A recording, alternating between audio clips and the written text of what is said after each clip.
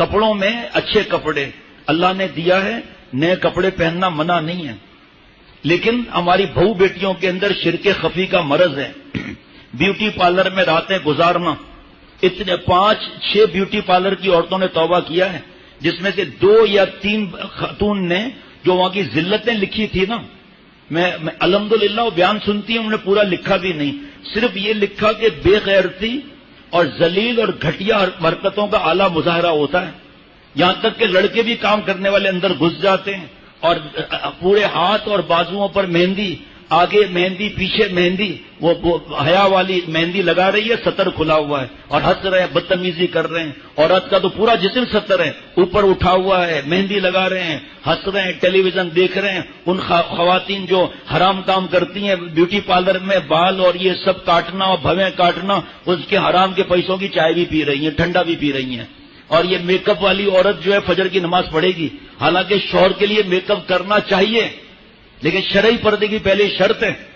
Design والی مہندی لگانی ہے لگاؤ، لیکن شرعی پردہ کرتی ہو تو آپ کا ہاتھ تو اور چمکے گا، تو اس وقت کا کیا معاملہ ہوگا؟ اللہ کا حکم کیا ہے اس وقت کے لیے؟ کتنا آسانی ہے دین کے اندر کے شوہر کے لیے بہترین تیار رہو روزانہ، تاکہ وہ چڑیلوں کے چکر میں نہ آئے۔ تمہیں پتا چل گیا تم ٹو مت لگاؤ، تجسس مت کرو، منع ہے۔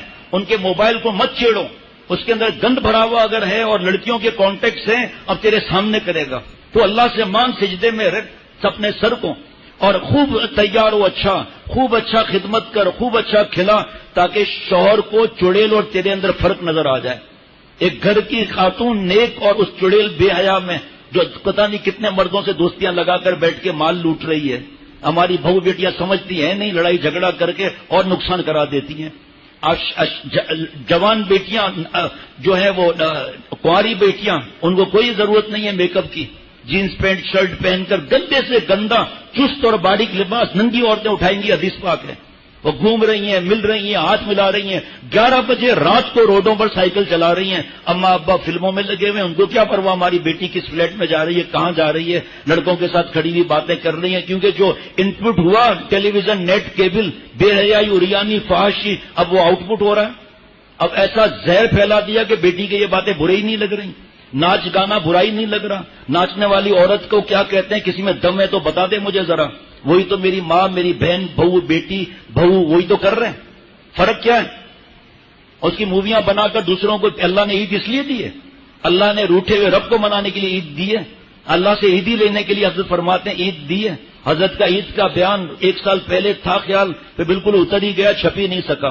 ایسا عجیب و غریب عید کے دن بیان ہوا ہے، میں نے رکھا ہوا ہے سامنے، انشاءاللہ تعالی اللہ سے امید کرتا ہوں اللہ معاف فرما کر یہ بیان کروا دے۔ عجیب و غریب، اور بیٹیاں مہنگا لباس، ریا، شرک خفی، شوہر کے پاس پہنیں گی نہیں 27ویں شب کو، 26ویں شب کو، عید کے دن۔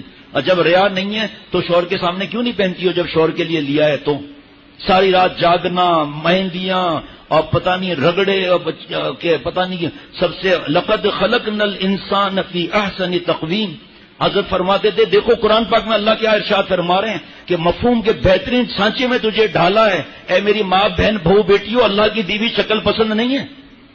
ایسی بے حیائی والا میک اپ اور نامحرم گھر میں مرد گھوم رہے ہیں، تجھے کیا حق بنتا ہے میک اپ کرنے کا؟ میک اپ تو ان کا حق ہے جو شادی شدہ ہے، شرعی پردہ کرتی ہے، تو دکھانے والی ہو گئی، نبی کی بددعا لینے والی ہو گئی۔ عید کی رات کس لیے اور یہاں کیا ہو رہا ہے اور کوئی بولنے والا ہی نہیں۔ تو فرمایا کہ یہ کام نہیں کرنے ہیں۔ کپڑے نیا، میں پھر بتا رہا ہوں منع نہیں ہے، مرد عورتوں جیسا لباس پہن رہا ہے، عورتیں مردوں جیسا لباس پہن رہی ہے۔ اب آگے خاص بات دیکھنا جس پہ گھر پہ جھگڑے ہو رہے ہیں، سفید لباس، اس پر نہیں جھگڑے ہو رہے۔ سفید لباس تمام کپڑوں میں سب سے زیادہ آپ صلی اللہ علیہ وسلم کے کو محبوب تھا، لیکن جس آدمی کے پاس سفید لباس کی طاقت نہ ہو یا نئے کپڑے کی طاقت نہ ہو تو اپنے موجودہ کپڑوں میں جو سب سے زیادہ بہتر ہو اس کو زیب تن کرنا اور خوشبو لگانا۔ تو یہ رات ایسا نہیں دوسری راتوں کی طرح چلی نہ جائے۔ اس کے بعد فرمایا ایک فتنہ، مفتی صاحب فرما رہے ہیں ایک فتنہ عید کی تیاری کا ہے، جو عید الفطر میں زیادہ اور بقرعید کے موقع پر کچھ کم برپا ہوتا ہے۔ اور پھر لباس کے بارے میں لکھا ہے کہ اس کو فرض سمجھتے ہیں، بے شمار فضول خرچیوں اور اسراف کے سیلاب کو عیدین کے لوازم میں سمجھ لیا گیا ہے۔ اس کا دین اور شریعت سے کوئی تعلق نہیں. آج یہ بات فرض اور واجب سمجھ لی ہے کہ اگر استطاعت نہیں ہے پھر بھی نئے جوڑے نئے توڑے اور گھر کے ہر فرد کے لیے جوتے ٹوپی گھر کی آرائش اور زیبائش کے لیے نت نئے سامان اور کراکری. تو میں کہہ رہا ہوں جو اس معاملے میں زیادہ سمجھی جاتی ہے, اس کا نتیجہ یہ ہے کہ لوگ پریشان ہو جاتے ہیں اور عید بقرعید کی تیاری ایک مستقل مصیبت بن چکی ہے ان بیچاروں کے لیے. حالانکہ اگر اللہ کی محبت حاصل کرے گا تو کسی کی پرواہ نہیں کرے گا. حضرت عبداللہ حضرت عمر بن عبدالعزیز رحمۃ اللہ علیہ, بیوی اداس بچیاں اداس, کیا بات ہے خیریت کا سرتاج, ایک دو دن کے بعد عید ہے, پڑوس والے سب کی عید کی تیاری ہو گئی ہے, بچیاں غمگین ہیں تو میں بھی غمگین ہوں, میں کیا کر سکتا ہوں, میرے پاس نہیں ہے. کا سرتاج آپ ایڈوانس نہیں لے سکتے, سیلری ایڈوانس؟ ہاں یہ تو ٹھیک ہے, جیسے بڑے ویسے چھوٹے ہوتے ہیں. کہ وہاں گئے وزیر خزانے سے کہا کہ مجھے آپ ایڈوانس سیلری دے دیں گے, مجھے ایڈوانس سیلری دے دیں. کہا حاضر, لیکن آپ اس ادھار کو چکانے کے لیے یقین رکھتے ہیں کہ آپ زندہ رہیں گے؟ ہمیں نہیں. کہ آپ جیسے آپ حکم کریں گا مجھے نہیں چاہیے. گھر میں آ کر بچوں کو بتایا کہ اچھا ابا. ایک بار منہ پہ پٹی بندھی ہوئی تھی بیٹیوں کے, پوچھا حضرت عمر بن عبدالعزیز رحمۃ اللہ علیہ نے, خیریت یہ کیا معاملہ ہے؟ کیا وہ آپ کھانے کو کچھ تھا نہیں؟ آج رشوت اور ملاوٹ جو حضرت نے لکھا ہے, سود اور لاٹریاں, prize bond, defence saving certificate, پتہ نہیں کیا کیا, پرائز بانڈ کی پرچیاں حرام.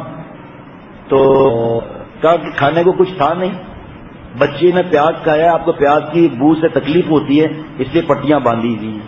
اور آج ان چیزوں کو ہم نے دعوتوں کو فرض سمجھ لیا. لڑائی ہوتی ہے کہ میں نے دعوت سب کو کرائی, آپ نے کیوں دعوت نہیں کی عید کی؟ وہ سب اس کتاب میں اگر خریدنا چاہیں تو بازار سے خرید سکتے ہیں. یہ اس کے بعد وہی لکھا ہے معانقے کے بارے میں. اور حدیث شریف ہے کہ حضرت حذیفہ رضی اللہ تعالیٰ عنہ حضور صلی اللہ تعالیٰ علیہ وسلم سے روایت فرماتے ہیں کہ آپ صلی اللہ تعالیٰ علیہ وسلم نے فرمایا کہ یقیناً جب ایک بندہ مومن دوسرے بندہ مومن سے ملاقات کرتا ہے, پھر اس کو سلام کرتا ہے, اس کا ہاتھ پکڑ کر اس سے مصافحہ کرتا ہے, تو دونوں کے گناہ اس طرح جھڑ جاتے ہیں جس طرح طرف کے پتے موسم خزاں میں خشک ہو کے جھڑ جاتے ہیں. آج ہم دیکھتے ہی نہیں ہے کہ ہمیں سلام میں پہل کرنی پڑے گی. ہم کیوں کریں, ہم تو بیان کرتے ہیں اللہ معاف فرمائے.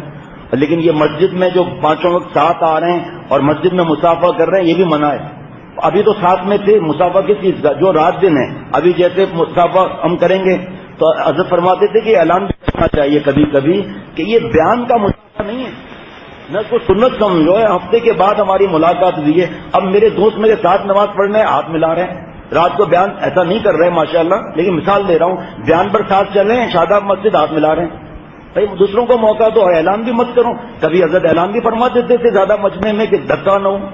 حضرت شاہ رضی صاحب اعلان کبھی فرماتے تھے کہ لائن میں کھڑے رہیں, میں خود آتا رہوں گا, اور جہاں لائن گڑبڑ ہوئی فرمایا چلو یہاں سے. تم لوگوں نے فرض سمجھ لیا اس کو, اذیت دھکا ہو رہا ہے مسلمان کو, سنتے ہی نہیں.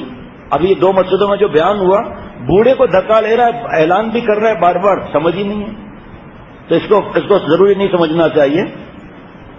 اور عید کا بتا دیا کہ معانقہ نہیں ہے.